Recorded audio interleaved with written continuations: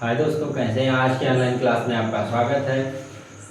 जय हिंद। स्टार्ट करते हैं आज की क्लास। और आज की क्लास में आपको बताएंगे, पिछले कक्षा में हमने बताया था जैन धर्म के महत्वपूर्ण इतिहास के बारे में, जैन धर्म के संस्थापक। और आज इसके बारे में जो चीज़ें बच गई थी बाकी, इसकी चर्चा हम करते हैं। जैन धर्म से रिलेटेड जो महत्वपूर्ण टॉपिक्स हैं, चलिए हम स्टार्ट करते हैं। जैन धर्म, इसको हमने आपको बताया था। अब बात करते हैं जैन धर्म के संस्थापक को हमने बताया था महावीर स्वामी। ये सब चर्चाएं हो गई थी। अब जो खास चर्चाएं हैं जैन धर्म से, यही होने वाली हैं। अब आपसे पूछें कि जैन धर्म में महावीर स्वामी जो थे, इनकी माता क्या नाम था? तो माता का क्या नाम था? त्रिशला। और पिता क्या थे? सिद्धार्थ थे।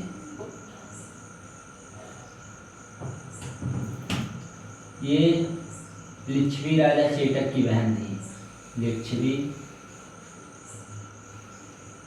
राजा की बहन कौन थी? ये त्रिशला जो थी, तो लिच्छवी राजा चेटक की बहन थी। पिता क्या थे? जो सिद्धार्थ थे, ये ज्ञात्री कुल क्षत्रिय थे।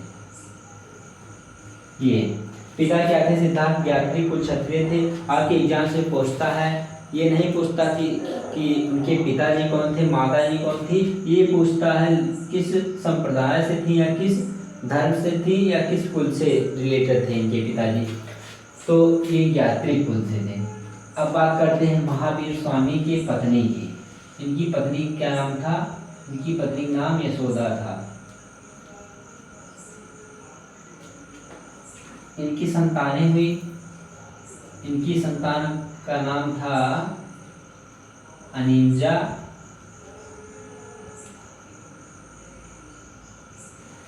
प्रियदर्शना। एक ही पुत्री थी, क्या नाम था? पुत्री का नाम था अनिंजा प्रियदर्शना। इसका विवाह जामाली नामक क्षत्रिय से हुआ। क्षत्रिय से हुआ। अब बात आती है महावीर स्वामी की पुत्री क्या नाम था? अनिंजा या अड़ोजा कहीं करके आता है, तो प्रियदर्शना था। प्रियदर्शना आएगा। जामाली क्या था? तो इनका दामाद था, जमाता। अब बात करते हैं जैन धर्म के जो महावीर स्वामी थे, इन्होंने अपना प्रथम उपदेश किसको दिया? तो प्रथम उपदेश अपने दामाद को दिया। दामाद को प्रथम उपदेश।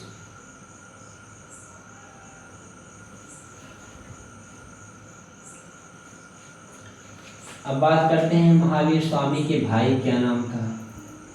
इनके भाई का नाम था नंदिवर्धन। नंदिवर्धन। महावीर स्वामी के भाई क्या नाम था? नंदिवर्धन। अब बात पूछता है, महावीर स्वामी जो थे, इन्होंने ये जन्म कब लिए थे? 540 ईसा पूर्व।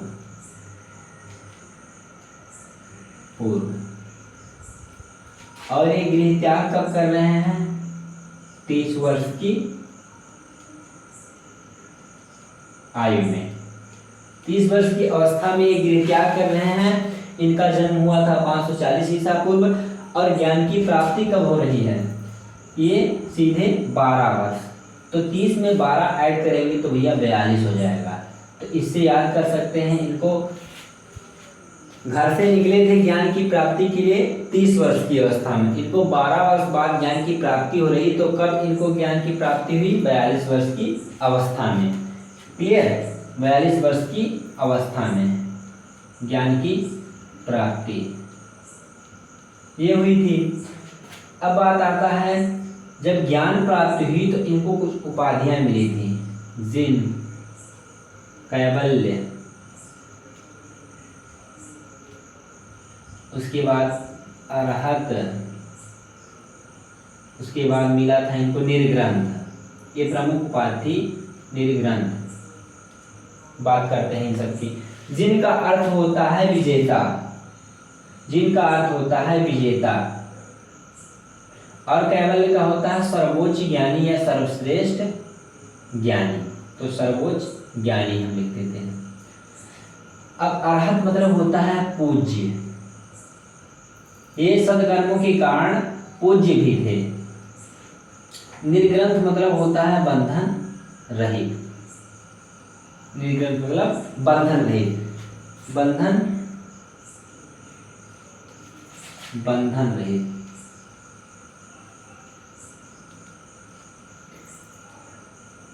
जी, इनकी प्रमुख उपाधियां ये थी।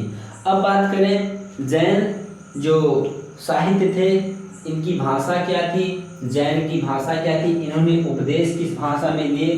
तो हम आपसे बात करें महावीर स्वामी ने उपदेश किस भाषा में दिए, तो ये प्राकृतिक भाषा में, प्राकृत भाषा में। और बौद्ध की बात करें तो वो पाली में, प्राकृत भाषा में इन्होंने उपदेश दिया। कौन से भाषा में? प्राकृत भाषा में। अब बात करते हैं महावीर स्वामी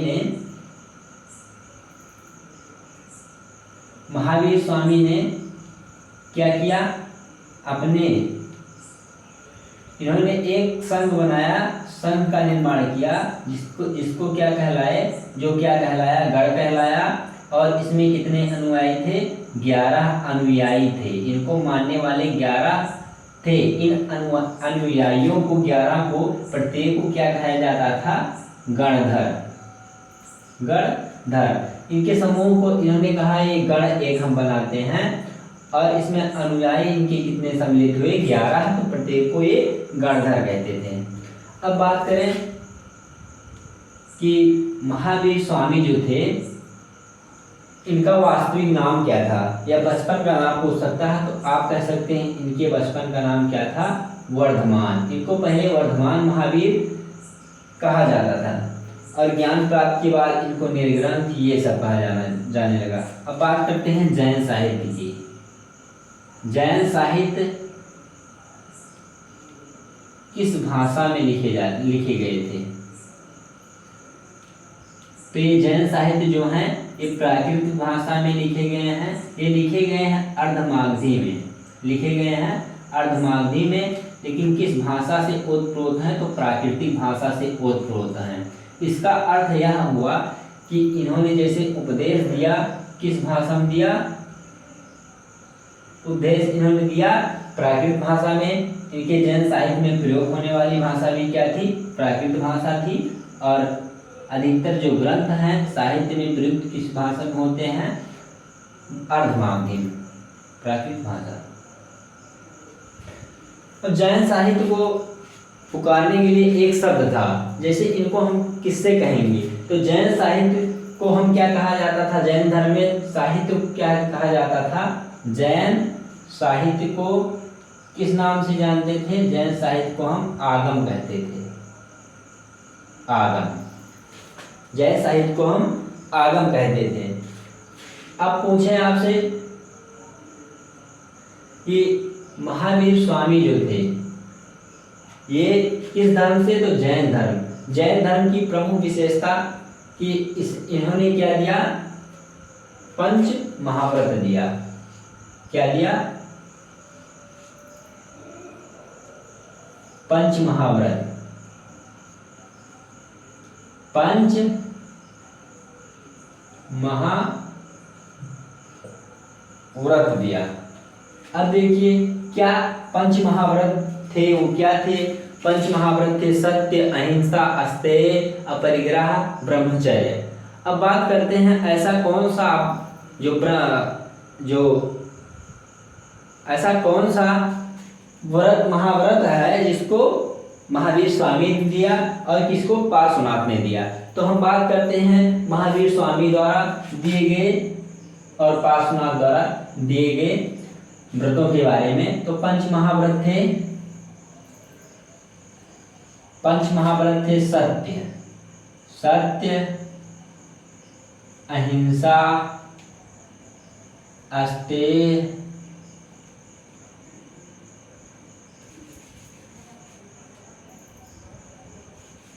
अपरिग्रह, अस्तेय, अपरिग्रह और ब्रह्मचर्य।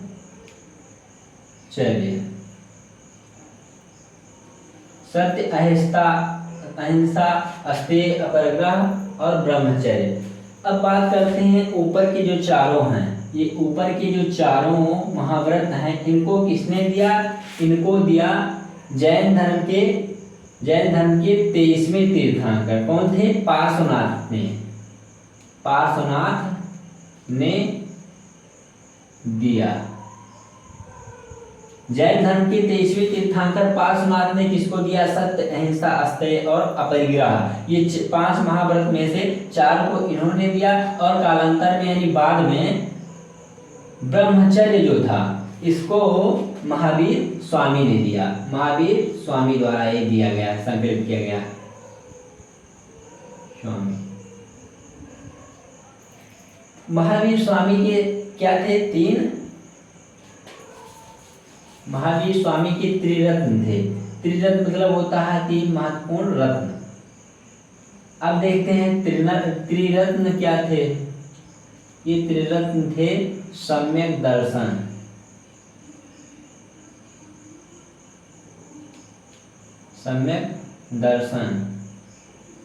सम्यक ज्ञान और सम्यक आचरण। यानी फर्स्ट क्या था? सम्यक दर्शन, सम्यक ज्ञान, सम्यक आचरण, तीनों ये थे।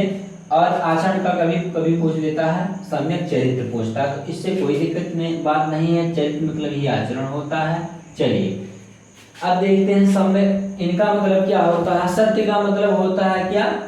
सच बोलना। अहिंसा मतलब क्या होता है? जीवों के प्रति दया भाव रखना। अस्तेय मतलब होता है क्या? चोरी ना करना। अपरिग्रह मतलब होता है धन एकत्रित न करना।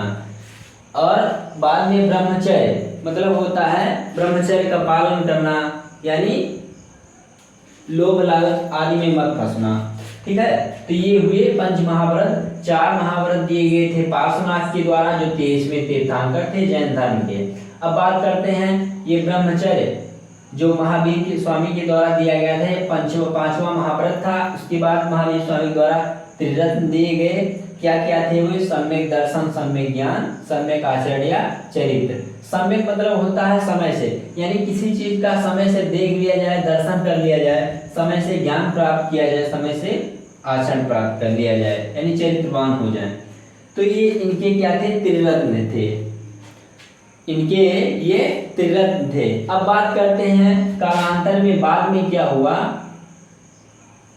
जो महावीर स्वामी द्वारा स्थापित जो वास्तविक संस्थापक इस धर्म के थे, जैन धर्म के, तो जैन धर्म क्या हुआ? डिवाइड हो गया। जैन धर्म 2 भागों में वर्गीकृत हो गया, जिसमें पहला क्या है? श्वेतांबर, और दूसरा क्या है? दिगंबर। यानी 2 संप्रदायों में बट गया, विभाजित हो गया। पहला था श्वेतांबर, दूसरा था दिगंबर। श्वेतांबर मतलब होता है जो सफेद वस्त्र धारण करते हो, दिगंबर मतलब जो नग्न हो या दिशाएं जिसका वस्त्र हो। तो बात करते हैं अब श्वेतांबर जैन धर्म के। जैन धर्म, अब आपसे क्वेश्चन यह पूछ सकता है कि जैन धर्म में संप्रदाय थे, आपको देगा हीनयान, महायान, श्वेतांबर, दिगंबर, एक विकल्प में दे देगा और दूसरा देगा अभिधम्म, ऐसा शब्द दे देगा। तो क्या सही हो जाएगा? ये दोनों अगर दिखेंगे कहीं जैन धर्म की बात होगी तो ये आप सही कर देंगे। अब बात करते हैं आगे की वीडियो में हम बौद्ध धर्म के बारे में। तो आज के लिए इतना ही। अब आगे की वीडियो में हम आपको बौद्ध धर्म की चर्चा करेंगे।